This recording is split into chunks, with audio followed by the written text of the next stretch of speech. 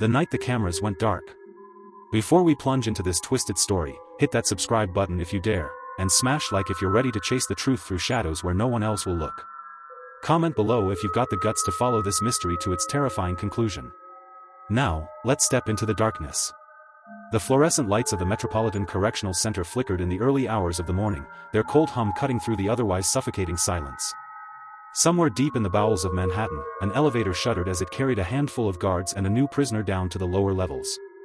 On the top floor, a lone figure in a white jumpsuit moved silently behind reinforced bars. Jeffrey Epstein, or at least, the man whose name would ignite whispers of conspiracy, secrets, and questions that would never fully go away. But the cameras, those ever-watchful eyes, failed at the moment they were needed most. It started as a whisper among the night shift staff, a screen flickered, a monitor froze, a feed went black. By the time the morning watch arrived, the truth was undeniable. Multiple surveillance cameras that should have captured every movement in the hallways, every step outside Epstein's cell, had gone dark simultaneously. Detectives arriving at the scene felt an immediate jolt of unease. Detective Rachel Myers, known in NYPD circles for her tenacity and near-obsessive attention to detail, stepped past the armored entrance and into the sterile hallway. The smell of antiseptic clung to the air like a second skin. A huddle of guards murmured among themselves, glances darting nervously toward the darkened monitors. "It's all gone," one whispered. "Nothing. Just, nothing." Myers' gut twisted. Cameras never failed simultaneously, at least, not without human interference. She felt the familiar itch at the back of her neck, the one that warned her she was about to walk straight into a lie that had been years in the making. The cell was empty, or rather, the man inside was unresponsive. EMTs hovered around the body, doing what they could, but Myers' eyes were drawn to the small, unnerving details. The blanket was pulled over his torso at an angle too precise to be natural. The wrist restraints were oddly loose. And a faint, almost imperceptible scuff mark on the floor suggested someone had been dragged, or perhaps repositioned. Outside, the cameras, silent, unyielding, absent, offered no answers. In their place, there was only speculation. Staff shortages, equipment failures, even the possibility of sabotage. But no one could confirm anything. Not yet. By mid-morning, the media was swarming. Flashbulbs popped in corridors where only hardened professionals should tread, reporters whispered conspiracies into cameras, and lawyers circled the perimeter like vultures. Epstein had become the epicenter of a perfect storm: wealth, influence, and secrets that, in the hands of the wrong person, could topple entire systems. Myers met with the prison warden, a stoic man whose calm exterior betrayed none of the chaos simmering behind his eyes. "Cameras?" she asked. He sighed, rubbing the bridge of his nose. "Malfunction. Happens sometimes. Systems aren't perfect." But Myers had been around long enough to know when someone was lying. Something about his demeanor didn't fit a simple technical failure. It felt rehearsed, like a script designed to keep questions at bay until the storm blew over. She moved deeper into the investigation, speaking to the night shift officers individually. Their stories didn't match. Some claimed to have seen Epstein's door open around 1:30 a.m., others swore he was alone, asleep, as scheduled. Small discrepancies, perhaps meaningless on their own, but together, they formed a web of uncertainty, doubt, and fear. Meanwhile, an IT technician named Leo Fernandez quietly reviewed the server logs. His heart sank as he scanned the lines of code and timestamps. Multiple cameras had not just failed, they had been overwritten, the data wiped clean during the exact 2-hour window when Epstein's death had occurred. The pattern was too precise to be accidental. Someone had engineered the blackout. Fernandez hesitated. This wasn't just a glitch. Someone with intimate knowledge of the system had executed it. But the question that gnawed at him was simple and terrifying: who had the access, the motive, and the audacity to do it inside one of the nation's most secure federal detention centers? Myers reviewed the list of personnel on duty that night. Names she knew by reputation and history. Some were meticulous, some reckless, but all of them bound by protocol, or at least, that's what she hoped. The first suspect was an obvious one, a security officer who had once been reprimanded for falsifying logs. But even that explanation felt too convenient. It smelled of a scapegoat, a diversion from a much deeper conspiracy. The investigation quickly drew in multiple agencies: FBI agents in tailored suits with sharp eyes, forensic analysts with their sterile gloves and microscopes, and prosecutors who already smelled political blood. Myers knew that every move would be scrutinized, every misstep magnified. The cameras had gone dark, yes, but what could she do to illuminate the truth in their absence? As the day wore on, tension inside the MCC thickened. Guards whispered in corners. Prisoners sensed the unease and watched from behind bars, their curiosity a dangerous thing. Outside, media vans lined the streets like iron sentinels, the drone of satellite dishes and camera engines forming a low, constant hum. And then came the call. Fernandez's voice trembled when he spoke. "Detective, you need to see this. Now." Myers followed him to a small, locked room adjacent to the security office. Inside, Fernandez pointed to a sequence of files he had recovered, a fragment, barely a few seconds long. It was an image from a camera directly opposite Epstein's cell. The footage was corrupted, yes, but in that brief, flickering frame, she saw something that made her stomach lurch, a shadow, larger than any human, moving quickly past the cell door. The movement was deliberate, calculated, almost predatory. Myers leaned in closer. The hallway behind the shadow was empty. No guards. No other prisoners. No one. Yet something about the timing, the shape, and the intent etched into that frame screamed one thing: Epstein's death had not been an accident. She stepped back, her mind racing. If this shadow had been human, and she had no reason yet to believe otherwise, then someone had walked past the cameras, knowing they would fail. Someone had orchestrated the blackout. And if that was true, then the story everyone was being told about the night the cameras went dark was a lie. A chill ran down her spine. Whoever it was, they were still out there, watching. And then, just as she was about to leave the room, Fernandez hesitated, glancing nervously at a nearby server rack. "Detective, you might want to sit down for this." On the screen, a small folder blinked open. Inside were files that didn't belong. Epstein's personal journals, handwritten notes, cryptic symbols, and names scrawled in the margins. But one detail made Myers gasp: a single entry, time-stamped the night of his death, detailing a meeting that no one should have known about. A meeting between Epstein and someone who had never been publicly linked to him before, someone with power, influence, and the ability to manipulate the cameras themselves. Myers' hand shook as she reached for her phone. This was bigger than corruption, bigger than a single death. This was a web that stretched across money, politics, and unimaginable secrets. And somewhere, deep inside the prison, the darkness waited. Watching. Patient. Knowing that its truth was safe, for now. But when Myers stepped closer to examine the folder, a soft, mechanical click echoed behind her. She turned sharply, and the office door, which she had locked minutes ago, now stood wide open. And in that doorway, was a figure she recognized immediately, but didn't expect to see alive. Shadows in plain sight. Detective Rachel Myers froze in the doorway, her pulse hammering in her ears. The figure standing there was unmistakable: Leo Fernandez, the IT technician, whose calm, measured demeanor had guided her through the early chaos of the camera blackout. But there was something different about him tonight. His eyes, usually sharp and analytical, flickered with a strange mix of fear and determination, and his posture was rigid, as if he had been holding himself back from something he shouldn't reveal. "Detective," he began, voice low, almost a whisper. "You don't understand. They're not just powerful, they're watching. And they know what we've found." Myers' instincts screamed danger. She had seen fear before, real fear, the kind that came from standing on the edge of a secret too big for one person to handle. But this was something else entirely. Something that made her stomach knot and her hands tremble. "Who, Leo? Who's watching?" He swallowed hard. "People you don't want to even know exist. People with access to the cameras, the logs, the people inside this prison, even outside. They've been planning this for months, maybe years. And Epstein, his death, it wasn't supposed to be messy. Not like this." Myers stepped closer, her mind racing. Months of chaos, corruption, and inexplicable failures suddenly began to form a pattern, like a constellation revealing a hidden shape. But even with that realization, the depth of the danger remained staggering. They were being hunted, intellectually, strategically, and maybe physically. Whoever orchestrated the camera blackout had foreseen every possible investigative move. Fernandez moved quickly, guiding her to a second terminal in the corner of the room.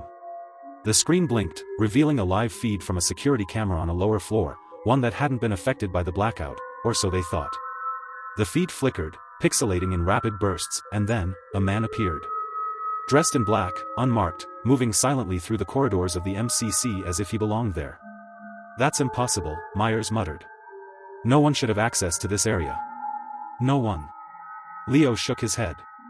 "Someone does. And they've been inside since before the blackout." They've been covering their tracks, one step ahead of us the entire time. Myers felt a cold dread settle over her. If an intruder could walk through these halls unseen, if cameras could fail simultaneously without explanation, then everything they thought they knew about security inside the MCC was a lie. And worse, it meant the people responsible had more power than she ever imagined. They worked quickly, analyzing the feed frame by frame. The man in black moved with precision, pausing at a stairwell, glancing toward a keypad. He entered a code, one that Fernandez immediately recognized. "That's not just any access code," he whispered. "That's administrator-level clearance. Someone with this can do anything: erase footage, manipulate logs, even bypass guards." Myers' mind raced. Who had such access, and why? The obvious suspects, night shift officers, mid-level administrators, didn't fit. This had to be someone higher up, someone untouchable. Meanwhile, the investigation outside the prison walls began to churn. Prosecutors demanded updates. News outlets dissected every statement, every leaked memo. The public, ravenous for scandal, devoured each detail with fevered attention. But inside the MCC, the truth was a dark river, flowing fast and deep, and only a few were swimming against the current. The next lead came from an unexpected source, a young corrections officer named Maya Singh. She had been working quietly on the night of Epstein's death, unnoticed by most, observing inconsistencies in guard rotations and strange entries in logbooks. When Myers found her hiding in the break room, eyes darting nervously, Singh handed over a small notebook. "Look at the dates," she whispered. "I've been tracking everything unusual for months. Watch the patterns, the missing patrols, the blank log entries, the sudden transfers. Something is happening behind the scenes, and it's bigger than anyone inside this building." Myers scanned the notebook, her heart sinking with each line. It wasn't just the cameras. Security protocols had been deliberately broken, rotations skipped, cell checks missed, alarms silenced. It was a blueprint of chaos. Whoever orchestrated this had done so meticulously, ensuring that Epstein's death, and the cover-up of the footage, fit perfectly into a timeline no one could question. But the biggest shock came when Singh revealed a name, someone who should have been above suspicion. A senior warden, known for his meticulous record-keeping and tight-lipped professionalism, had been present on the night of the blackout more than once in restricted areas. "He's been manipulating the schedule," Singh said quietly. "And anyone who questions him, disappears from the logs. Or worse, they're moved." Myers' pulse quickened. A mole in the upper echelons of the prison meant that the entire system could be compromised. If the warden was involved, then no one inside MCC could be trusted. Every interview, every piece of evidence, every shadow in the hallway could be orchestrated. That night, Myers and Fernandez returned to the corrupted files. Every second of the blackout had been overwritten, but subtle patterns remained. In the metadata of the deleted files, they discovered an anomaly, a small, recurring signature embedded in the data. Someone, perhaps a hacker or insider, had left a digital fingerprint. It was faint but unmistakable, and it was a clue, a trace of the person who had orchestrated the blackout. "We can find them," Fernandez said, almost too eagerly. "If we follow the signature, we can trace it back to the machine, to the person, whoever did this." But Myers wasn't so sure. The closer they got to the truth, the more dangerous it became. Whoever was behind Epstein's death had already demonstrated an unparalleled level of control, over technology, over people, over the very environment meant to hold prisoners safely. And now, by uncovering their fingerprints, Myers and Fernandez had painted targets on their backs. Then came the call that changed everything. A voice, distorted over a burner phone, low and chilling: "Detective Myers, stop looking. Or the next files you recover won't be digital. They'll be on your desk, in pieces." Myers froze, her fingers tightening on the receiver. The threat was clear, immediate, and terrifying. Whoever was orchestrating the blackout and covering Epstein's death was not only inside the prison, they were watching her. Following her. Manipulating her investigation. The next morning, Myers arrived at MCC to find the senior warden missing from his office. No explanation. No logs. Just a brief note, "Gone for personal reasons." It was too convenient, too calculated. Myers knew better. He was part of the puzzle, and now, he was a disappearing piece. By midday, Fernandez made another shocking discovery. A backup server, hidden deep within the MCC's basement, contained partial footage that had been overlooked, a camera angle nobody thought existed. And on that feed, barely visible in the corner of the screen, were two figures, one in black, moving with precision, and the other, unmistakably the warden. Myers' hands shook as she froze the frame. It was undeniable. The warden had been part of the blackout. He had been inside the building, manipulating the cameras, covering someone else's tracks. Someone, powerful. But who? And just as the realization hit, a loud crash echoed from the hallway outside Fernandez's office. Papers flew, monitors shook, and the faint sound of running footsteps filled the corridors. Myers grabbed her gun, heart hammering. Whoever had broken in was fast, deliberate, and dangerous. She rounded the corner, and froze. In the dimly lit hall, a masked figure darted past, carrying a small device, moving toward the server room. Fernandez shouted, but the intruder vanished into the shadows, leaving behind a trail of panic and uncertainty. Myers realized, with a sinking certainty, that the real danger wasn't Epstein's death, the blackout, or even the warden's betrayal. It was the fact that the person, or people, pulling these strings were still in control, invisible, and fully aware that someone was now closing in on them. And somewhere in the distance, a soft electronic beep reminded her, the cameras were no longer her allies. The game had just begun. The eyes that never sleep. Detective Rachel Myers moved through the cold, echoing corridors of the Metropolitan Correctional Center, every step measured, every breath tight with tension. The blackout had ended hours ago, but its aftershocks were still pulsing through the prison. Cameras now functioned again, but the illusion of security had been shattered. Whoever had orchestrated the blackout had shown them all just how fragile the system really was. Fernandez walked beside her, carrying a small laptop loaded with partial footage from the hidden server.